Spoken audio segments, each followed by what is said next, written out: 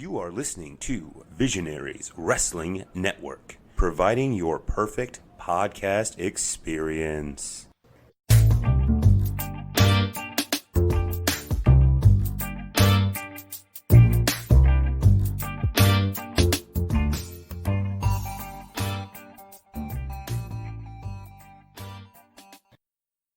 Alright, this is the MGB Nova Pro Review Z6, One Crazy Summer from the 12th of August 2016 from the JCC. Clearly we weren't there, Mason, because these are classic reviews, so let's get straight on with it. Match 1 was a dark match between Ken Dixon and, well, Bobby Shields initially. Alright, go ahead. So I knew Bobby Shields was in the WWE, but not the TNA and Ring of Honor. That was new news. I didn't know that either. Yeah, I certainly didn't know about... I think I knew one of the two, but I can't remember which one. But yeah, when they were listing that... Was that Brian that was doing that on the announcements? No, that was Bobby, complaining that he was in the first match. Oh, it was his promo, wasn't it? Yeah, that's right. Yeah, no, I didn't know that either. I guess that's one where that probably would have been sensible. If I'd have written that down in my notes, I could have probably gone back and looked it into... Oh, actually, I did write it down, but I wanted to get you started in case you didn't mention it. He said that there was no bonus match for them, and then Sage Phillips comes out. So Sage did a suicide dive under the second rope, and Ken calls Buff Ref Todd, and Ken Dixon Todd wins. Myers. Yeah. Mm-hmm. Ken Dixon wins with a move that looked a bit like the End of Days. Okay, well, I got a few other things. When Ken Dixon was introduced, it was like, from wherever he damn well pleases. That kind of reminded me again of Orange Cassidy. I know we talked about somebody like that recently. I guess there's a few people have very similar sort of introductions.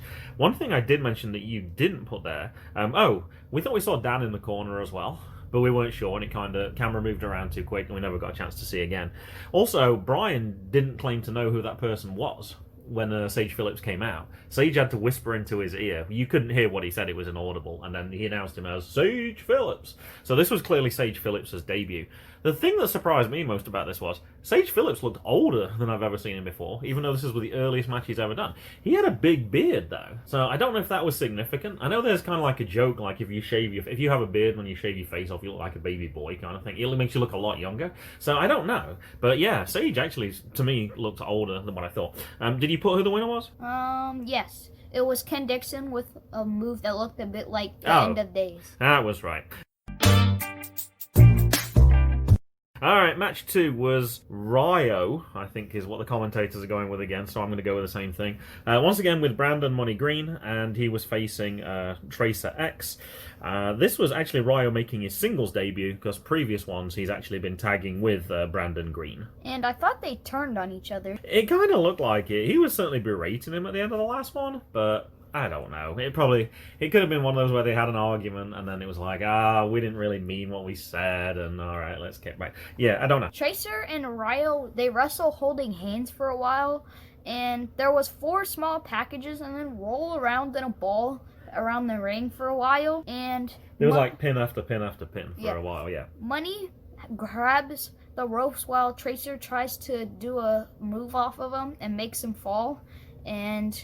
There was a huge enziguri by Tracer X, and Tracer wins with a second rope DDT.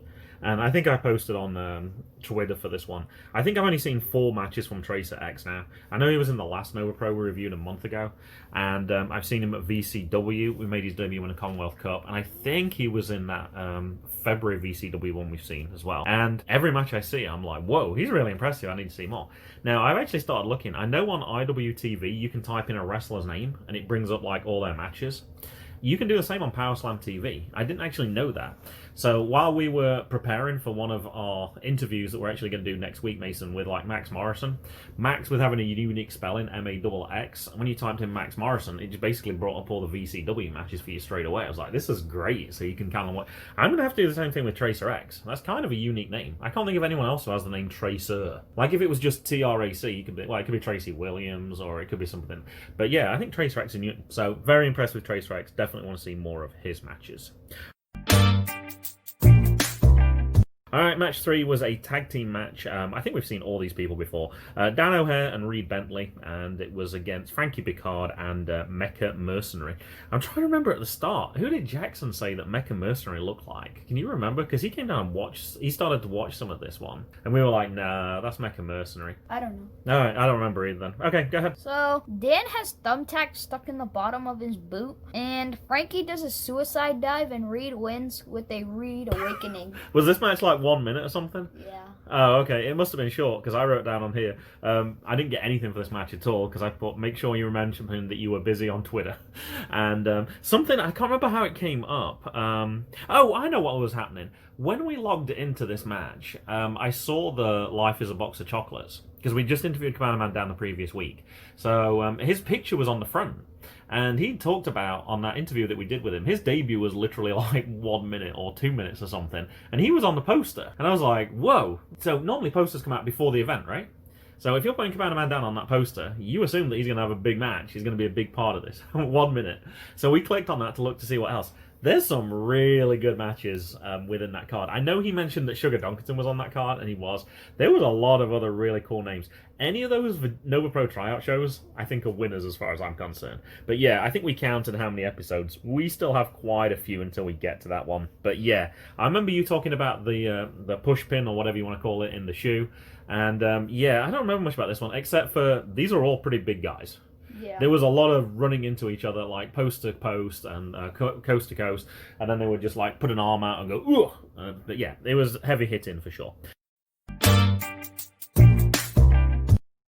All right, match 4, singles match. This was Samantha Heights and Brittany Blake. And now I was thinking we hadn't seen Brittany Blake in a while, so I was like, oh, I'm going to go look her up. She was actually at Flying V in December. But we weren't actually there for that match. I tend not to remember the ones when we weren't there. The ones when we watched them on TV, it doesn't mean as much as when you're actually there. So I think I'd forgotten about that one. I did see, though, a few days before that match at Flying V, she had a WSU World title match. It was actually vacant. I don't know what happened to the previous holder. Against Chris Statlander. That I definitely would like to see. Even more, you'd like to see this, Mason, because it was actually at CZW, Cage of Death 21. So I'm not sure if that one's actually out on PowerSlam or IWTV, but I'm certainly going to take a look. And her last match before the COVID-19 break was that WSU World title, where she defended her title against Tasha Steeles. And that was actually on March 15th, 2020. That must be one of the last matches that actually happened. Remember, you broke up from school on, I think it was the 13th, and then the Saturday was the 14th. So yeah, that must have been one of the last matches that happened. All right, go ahead. So the winner gets to face Mia Yim, and Samantha makes everyone shush for the chop, but she just pokes the eyes instead, and Samantha tapped to an armbar. That's all. I'm not even the person that's writing down the match, and I had that exact sentence almost word for word that you had. I thought that was pretty funny that she actually did that. I got one more thing that I'm surprised you didn't pick up on from commentary as well. It said Brittany Blake defeated Tony Nese in one of the matches, and I was like, that sounds a really strange match to put together. And that was another one where I forgot to go back and look. I have been super busy this week. This is the last week, although it's only third quarter for schools, this is the last week. And people have got to try and make up grades as much as they can, and with not being in school, everything's got to be done by email, and trying to coordinate that's just been a pain. So yeah, this is another one where, because you actually said, I think this is the latest we've ever recorded for an MGB show, because the fact that we've got to record it, we were still watching the show on the Saturday, we're recording on the Saturday, and then we've still got to find time to edit and get everything done before we send it in on the Sunday. So yeah, I totally forgot about that comment as well. That might be one also where I got to go back and look to see what happened. Okay, match 5 is a singles match, Arik Royal and Tracy Williams. Now, I went back and looked up Tracy Williams, because obviously Arik Royal we've talked about multiple times. Tracy Williams we saw several times when we used to go to Nova Pro, but I think this might have been his actual debut, as far as I could tell. His average rating on Cage Match, 8.89. That's the highest I've ever seen for anybody on Cage Match. That's pretty impressive. He had 37 votes, 22 of them were 10-star, 10 of them were 9-star, and then 3 jerks put him at 5 out of 10. Like, I can't understand how anybody could possibly give him 5 out of 10. The last comment was actually December 2018, so I think that's before he even moved to Ring of Honor. Here's some of the ratings. 10 out of 10. An amazing technical wrestler. Hot Sauce Tracy Williams is one of Evolve's best, with amazing matches in his repertoire and amazing ring skills. Surely the indie wrestler to watch out for. Sure enough, pretty around that time I think he was when he was Independent Wrestling TV champion as well, so that's pretty accurate right there. 5 out of 10. He might be a good wrestler, but he's way overrated. I can't believe a guy with literally no charisma and a limited in-ring skills gets this high rating. He's that kind of wrestler that you watch his matches because you're watching the show that's it. I totally disagree with that statement. I always like to watch Tracy Williams' matches. I don't know where that person's coming from. Next person, 5 out of 10. This guy, I don't know about him. He says he is hot sauce, but I'm not sure what that entails. He appears to be a competent pro wrestler, with no resemblance to hot sauce in form nor spirit. I thus cannot give him a ringing endorsement here. 5 out of 10. Now, if I'm thinking of hot sauce, I'm thinking like that when you put hot sauce on food, it makes your mouth go on fire. Fire is a connection of something that's high energy. I don't know what that person's thinking. I have no problems with the nickname Hot Sauce. It makes sense to me. And the last one was 10 out of 10. He's always been good, but in the past few years, he went from being very green to being one of the hottest in-ring talents in the world. Now, I also went to look at some of his titles that he's held. He was the AIW Absolute Champion Mason as well.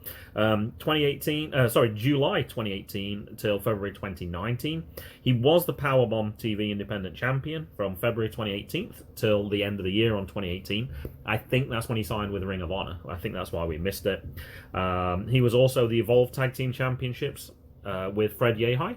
He was the AIW Tag Team Champion with Tyson Dukes, who we were watching. I think we saw one of his matches recently, or his name came up.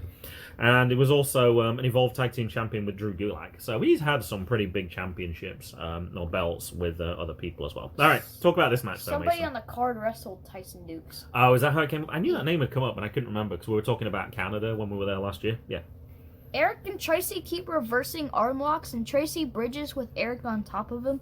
Arik lifts his hand up at the 1 on the sleep count, and Hot Sauce couldn't roll up Arik, and Arik gets the pin.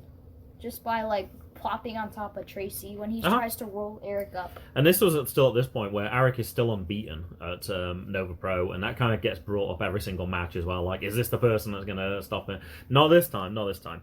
Now, with him going to Ring of Honor, I know we haven't seen him since that, so I went back and looked at some of that.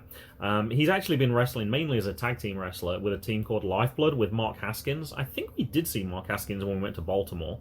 And as far as I can tell, his debut for Ring of Honor was November 4th against Jonathan Gresham. And then he started wrestling more regularly from mid-December 2000. I put 2019 here. I think that's supposed to be 2018 onwards. And then once he was into 2019, he was wrestling a lot more frequently. That's obviously why he dropped the Power Slam. I didn't even think about it at the time. The Powerbomb TV title. Because it wasn't IWTV until the next year. June 1st, 2019, he actually had a Ring of Honor World title match against Matt Taven. He didn't win. That was in Kent, Washington, USA. So, yeah, he's had something. That was a pretty big ascent, actually, within 6 months to actually get a World title championship. But, yeah, it looks like he's mainly wrestling as a tag team right now. Match 6. Oh, this follows on from last Nova Pro. Not only their match, but also right at the end when everybody came out. A no disqualification match. Brandon Day and Tim Donst. Oh, I got to do the first part because Mason missed it. Because you were like, what did I miss? I was like, I don't even know where you went. There was a trash can brought out, pretty much like Tim Donst had before. He threw it at Brandon Day, and then he picked it up and put it over his head, which always looks good. Trash was all over the floor. Alright. Oh, but they started fighting as soon as Tim Donst came into the ring. There was no ring bell or anything. Tim Donst got straight into the ring, and as soon as they were in, they just went head to head straight away and just started beating each other up and then spilled it to the outside. Yeah, and Donst got hit with a chair multiple times, and a suicide dive into Day, and Day flies into the barricade. Tim Donst does a sleeper while sitting in a chair, and Donst is thrown bottom first into the chair, then Donst throws Day head first into the chair. And Donst ducked the chain punch, but DDT onto the chain, and Day chokes Donst with the chain for the win. There was kind of a couple double swerves at the end. When we saw he had the chains in his hand and we knew the ref hadn't seen it, we're like, oh, he's just going to clock him with the chains and then that's going to be lights out and that'll be the end of the match. And then he'd already scouted it and then we're like, oh, Tim Donst is going to win. And yeah, there was kind of a double swerve at the end. Now, you didn't mention one thing because we were arguing about this. Tim Donst tried to bring the ring steps into the ring and he lifted them up, but it was kind of difficult. Now, I put the ref helped him put the ring steps in because he kind of got him over the top rope, but then as he's holding them, he couldn't climb over as well because it was so heavy. So the ref was holding them, then Tim Donst got in, and then he'd already lowered them to the ground. You had a different perspective, Mason, so... I think that the ref was trying to pick it up and trying to throw it back out of the ring. But Tim Donst was stronger? No, but the ref wasn't strong enough to lift the steps. So he dropped it next to the chairs while when he was trying to get it and throw it back out again, Tim Donst grabbed it and put it on the chairs. Alright, I got a question for you. Why would he try and throw it out if it's a no disqualification match? Because you can use whatever weapons you like. Because like you try and like keep the wrestlers safe. That's what they do. So no disqualification match. I know, but they still tell people to. So hitting them with a steel chair was okay. No, it's perfectly choking him with a fine. chain. It's just they don't want them to do that because have you ever seen a wrestler? A ref go when in WWE when they're on the top rope, they're like, get down, 5, 4. Okay. 1, 2. But that's a regular match. That's not a no disqualification match. Yeah, but like, didn't somebody? I think I saw before somebody get disqualified in a no disqualification match. There was one of those. I can't remember what it was. Yeah, it was some pay-per-view. I can't remember who it was. That's kind of... I'm trying to think, was it... It probably wasn't, but on the top of my head, I'm thinking Roman Reigns or Lesnar. I think it was one of those matches. It was certainly around that era anyway. Alright, match 7, the PWI Ultra J title match. Cedric Alexander, who was one of the stars at the last Nova Pro event, against Shane Strickland. Now, I knew that you weren't familiar with Shane Strickland as much as I was. So, currently on NXT, he's Isaiah Swerve Scott. I had to look that up because I never remember that name. To me, he's always Shane Strickland. Mason, we always have one mention per episode. You must have thought, having gone past Arik's name, we were past this point. His signature move is a Space Jam. That's why I was laughing when this match was on, because you were like, what? And I was like, I'm not telling you right now, you can wait. He has a rating of 8.28, which is obviously very high. He has 100 ratings, though. Tracy Williams had 37, and Swerve Scott had 100 ratings. Basically, they're all 100, 10, 9, or 8. I started to look through his championships. These are impressive, Mason. The PCW Ultra Heavyweight Champion for 100 plus days. The NGW Champion for 385 days. The PC Ultra Light Heavyweight Champion for 277 days. Defy World Champion for 147 days. The Evolve Champion. MLW Champion. That's what I'd forgotten about. I was like, how do I know Shane Strickland? But I didn't watch it. I've never seen him on the Indies. He was on MLW. I just totally forgot about that. And then he kind of left MLW. But that's where we first actually started to see him. He was also Defy Champion again for nearly 300 days. Lucha Underground Trios Champion for 600 days plus. He was Killshot with that one. With Dante Fox, the Mac, and Son of Havoc. I guess they took it in turns which 3 or 4 was going. CZW World Heavyweight Champion. The WC Ringmaster Champion. WXW World Tag Team Champion with David Starr, CZW Wired Champion, the VOW Hypersonic Champion, and the CZW Wired Champion again. That's a pretty impressive resume right there. So I know that was somebody I didn't know all those ones, but I knew that he was a fantastic wrestler. Go ahead. Tell us about this. I don't envy you doing this one because I was just watching it and you had to try and write stuff down. This is where I'm going to guess you're going to say, it was too good, I just watched it. Mm. Oh, no? Okay. You said that his name was Killshot in Lucha Underground? Yeah. I'm probably wrong, but I feel like I thought that might be a Mortal Kombat person, because I heard them say that, I think, when I was listening to Leveling Up with Benjamin Banks. Okay. Because I listened to the Mad Max Morrison. Yeah, that's going to be our next episode, as it were. So, yeah, you were researching. I forgot. You said, the first hour I was talking about Mortal Kombat. Yeah. So you had to I just skipped through that because I wanted to get to the... So you heard little bits mentioned. I listened to about, 15 minutes of it, and then I got bored. I'm not into it.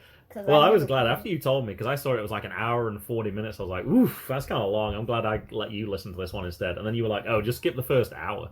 So I did. And even then, it was still like another 10 minutes. But yeah, so I listened to the rest of it. But yeah, I was interested in the wrestling side and the film side and not so much the Mortal Kombat side. And there was a random thought I had in this match. I don't think that Joey Ryan's gonna do his lollipop gimmick anymore. Yeah, I asked you that. I was like, what made you suddenly think of that? I remember. Can you remember the chain of events now? So I was thinking of the big stars of this one because you said this is a really big match. Yeah, I agree. It was. Big match. Yeah. And I was thinking of the big matches I've seen, and I thought of Joey Ryan, and then I thought of him putting a lollipop in people's mouths. Mm-hmm.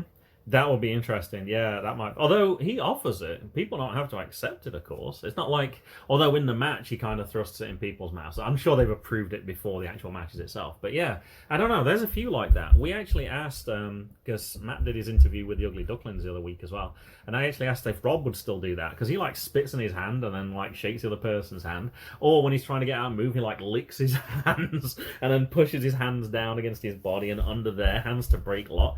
And yeah, there might be a few things that are going to change afterwards. If we get some banging on, we got our 6-year-old co-host who's not taking part right now above us, so we'll have to see how that goes. All right, keep going, Mason. Shane's got to put on a turn. He got his dingo put on the turnbuckle, and Shane and Cedric does a Jordan Oliver where they run around the ring and do a lot of flippy stuff. It's funny because while you were watching that, and I was thinking exactly the same thing. I was like, that looks just like that Jordan Oliver segment. There was just like so much movement. It was so fast, and at the end, they both slid out the ring so I could kind of take a break, and everyone in the audience was just like stood up and clapping. It just looked so impressive. And Shane kicks ropes into Cedric's mouth, and Shane does a Pete Dunne finger twist thingy, and Shane, he misses the 450, and Cedric does a Uranagi driver. Shane does a standing Spanish fly, and there's this super long Japanese kick that Cedric did to the face, which I don't know how to pronounce nor say. Insecure? No, it was like I wrote it down what it kind of sounded like. Kind of sounded like a paradominaguri. Oh, I think I might have. Yeah, I don't know what that is either. Yeah.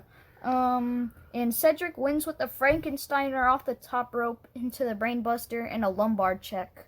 And Cedric, he did a speech about how this could be his last time at Nova Pro.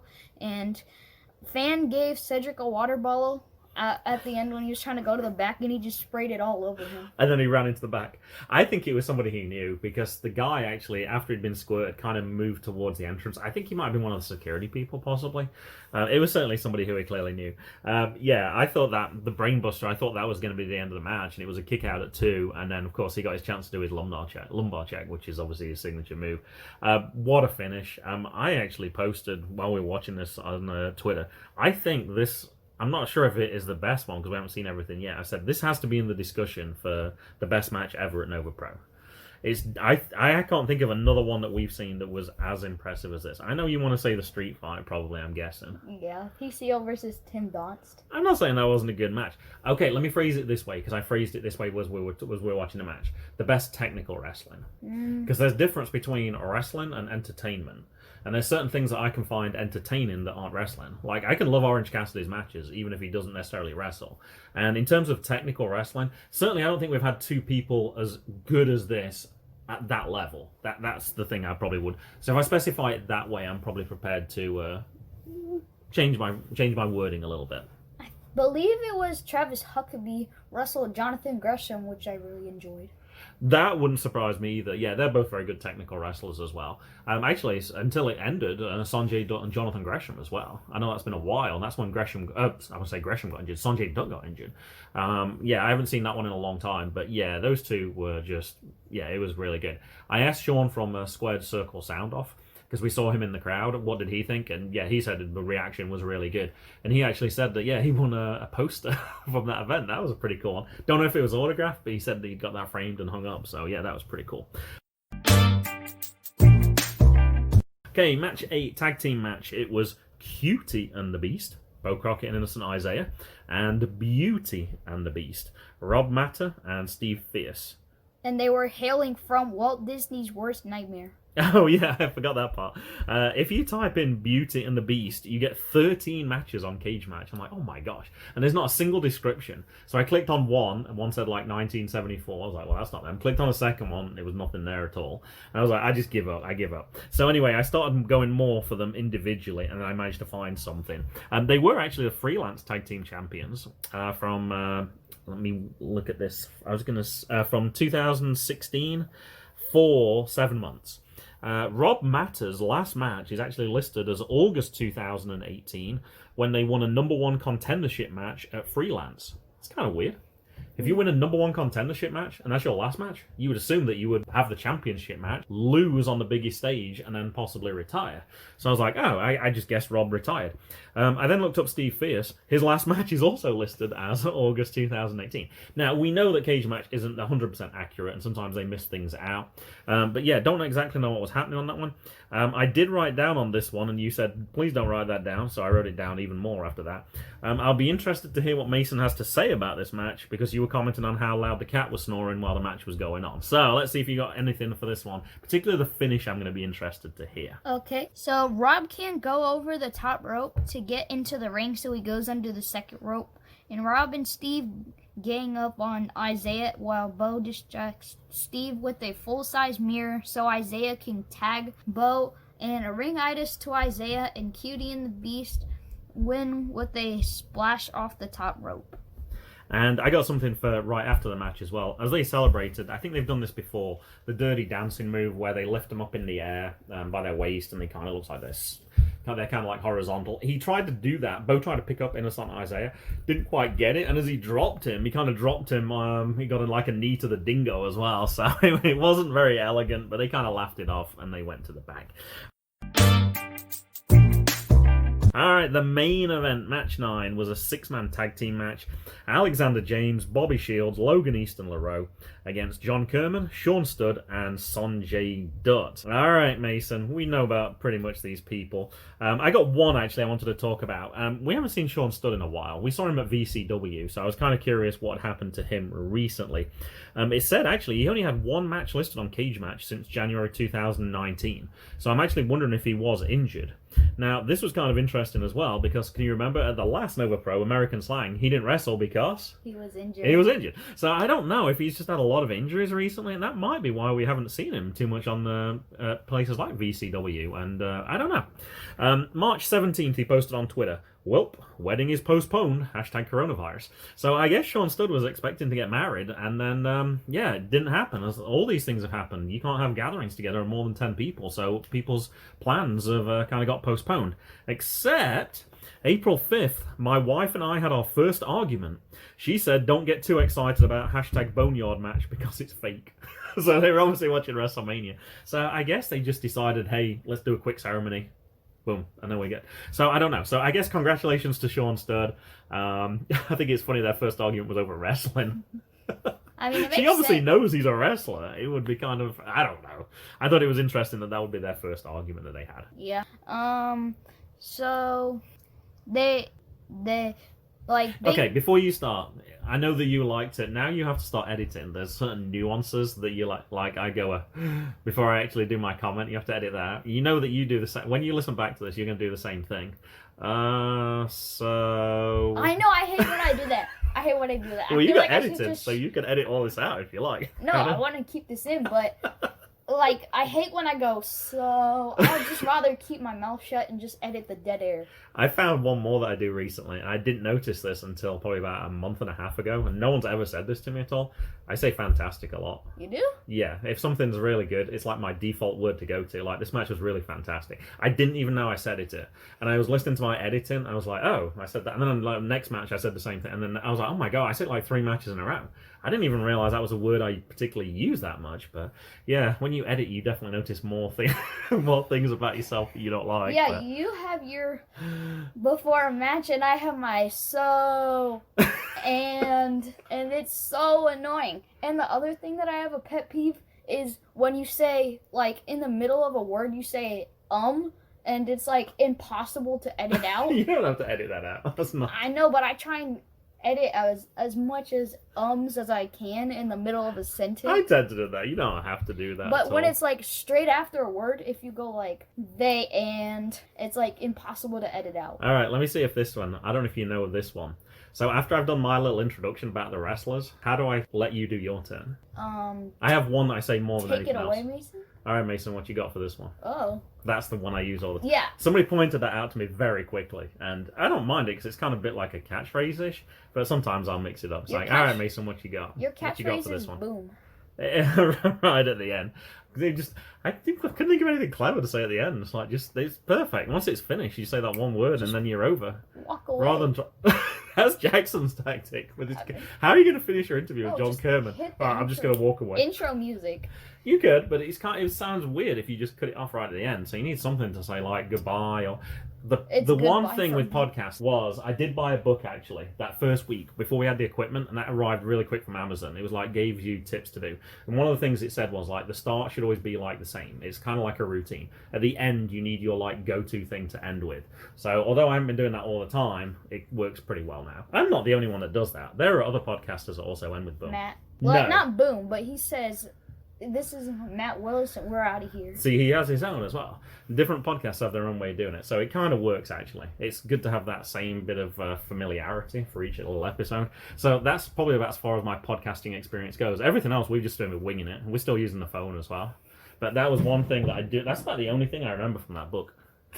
That was the one thing. It also said stick to the same time.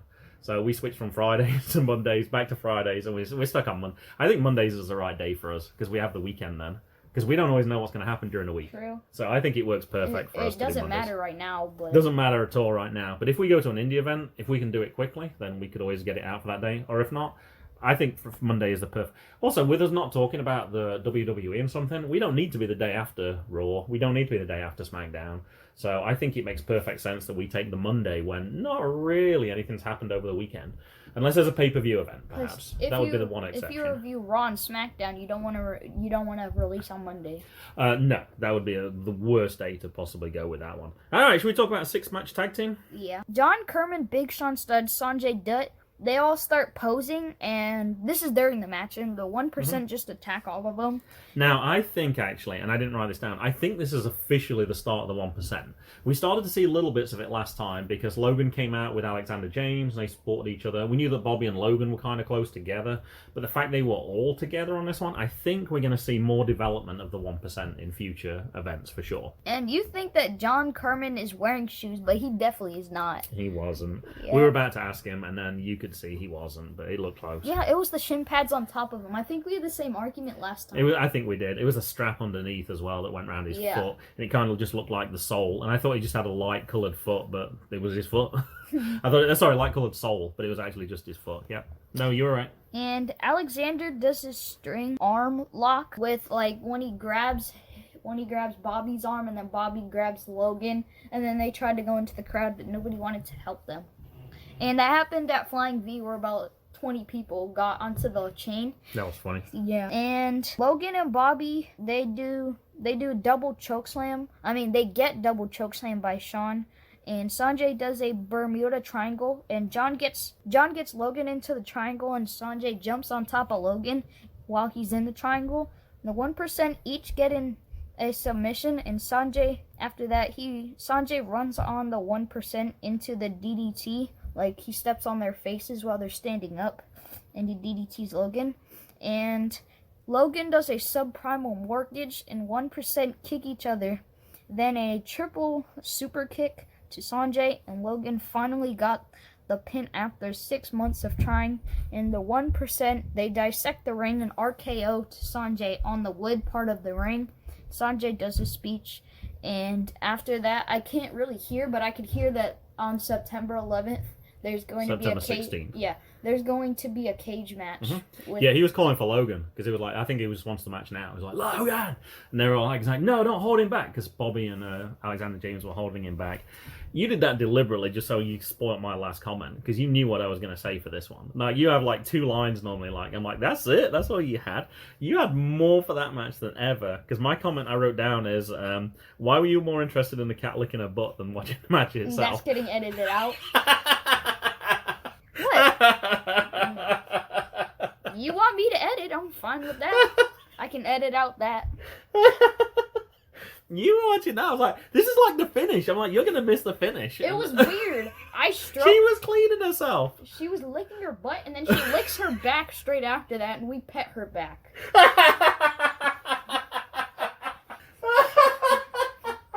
Except you're going to edit it all out.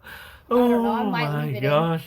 Alright, yeah, you did that deliberately just for that point. Because normally I wrote things like that before. I was like, I can't remember last time as well. Something was going on. I'm like, you're just playing with a cat. Oh, you were playing with her. You were like poking her with a pencil or something. No, Well, not poking with her. She wanted to You were play trying with a to pencil. play with a pencil. I'm like, are you going to watch the match? I do. I watch the match and my play with gosh. her at the same time, and then when there's something, I take the pencil away and write with it. Now, I don't know if we said this on the last one, but I got something clearly wrong, because you kept saying, like, when's Mance Warner's match coming up?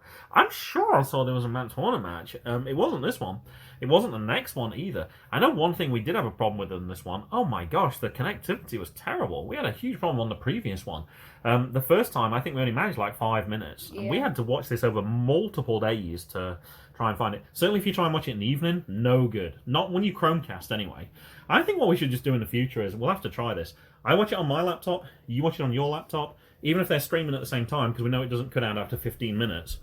And then just see how it goes. But yeah, this was painful. How many times it stopped? In fact, it cut out with like 2 minutes and 30 seconds left. I'm like, oh god.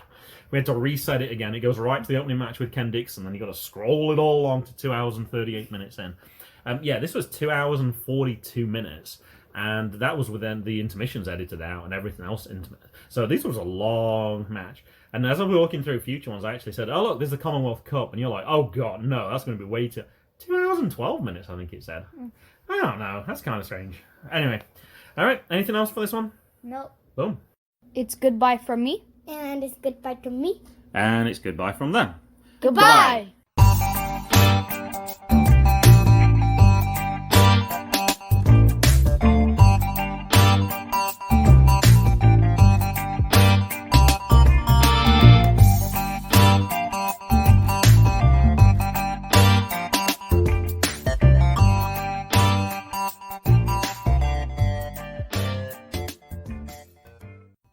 Music was Zigzag by Kevin MacLeod at incompetech.com. Licensed under Creative Commons by Attribution 3.0.